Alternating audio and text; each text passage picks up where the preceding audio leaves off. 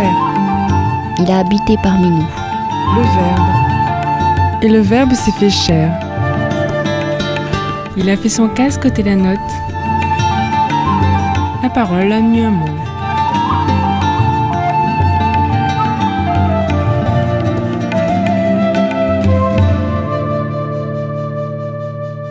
Évangile de Jésus-Christ selon saint Marc, chapitre 5, versets 1 à 20.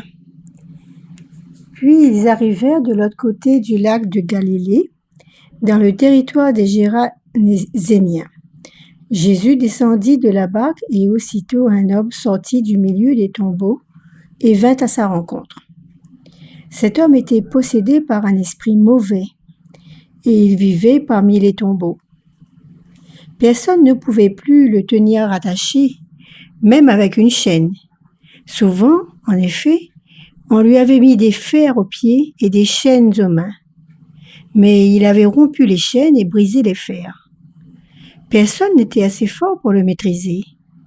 Continuellement, la nuit comme le jour, il errait parmi les tombeaux et sur les collines, en poussant des cris et en se blessant lui-même avec des pierres.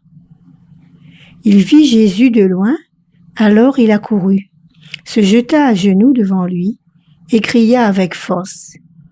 « Que me veux-tu, Jésus, Fils de Dieu très haut?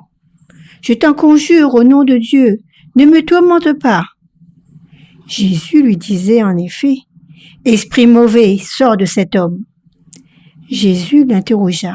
« Quel est ton nom? » Il répondit, « Mon nom est Multitude, car nous sommes nombreux. » Et il le suppliait avec insistance de ne pas envoyer les esprits mauvais hors de la région. Il y avait là un grand troupeau de porcs qui cherchait sa nourriture près de la colline. Les esprits adressèrent cette prière à Jésus. « Envoie-nous dans ces porcs, laisse-nous entrer en eux. » Jésus le leur permit. Alors les esprits mauvais sortirent de l'homme et entrèrent dans les porcs. Tout le troupeau, environ 2000 porcs, se précipita du haut de la falaise dans le lac et s'y noya. Les hommes qui gardaient les troupeaux s'enfuirent et portèrent la nouvelle dans la ville et dans les fermes.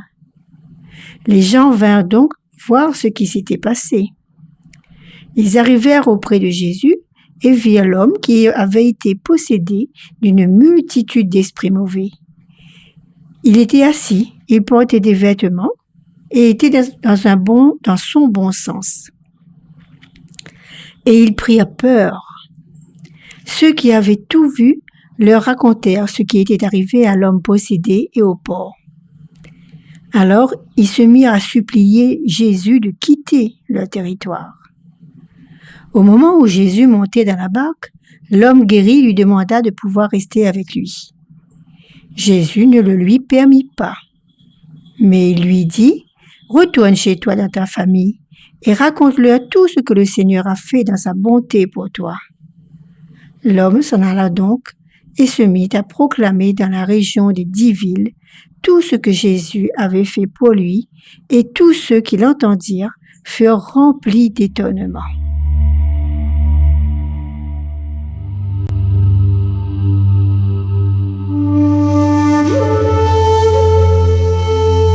Des petits mots pour avancer plus devant.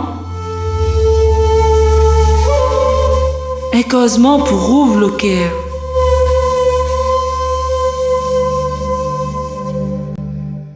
Dans cet évangile, selon saint Marc, nous constatons 2 forces spirituelles en présence.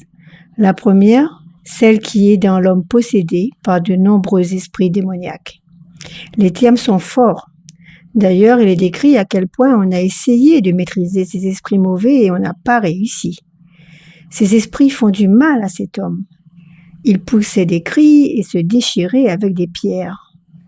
Donc, c'est le désordre et le désastre complet. En face de lui s'approche le Fils de Dieu, Jésus, plein de force, de gloire, de puissance, d'amour et de bonté, et à qui son Père Dieu lui-même lui a donné tout pouvoir. Jésus reste imperturbable, tranquille. Les démons ont reconnu le Fils de Dieu, sans même que Jésus se présente, et ils se prosternent aussitôt devant lui. Ensuite, ils tremblent et ils supplient de ne pas trop les tourmenter. Et pourtant, ils étaient nombreux. Finalement, envoyés dans les troupeaux de porcs à leur demande, ils vont périr dans la mer à tout jamais. En quoi cela nous rejoint-il aujourd'hui? On a du mal, pour celui qui ne médite pas dans la parole de Dieu, qui ne prie pas en ouvrant son cœur à l'action de l'Esprit Saint, à se rendre vraiment compte du pouvoir du mal, du péché sur notre âme et notre personne, si on lui ouvre toutes grandes les portes.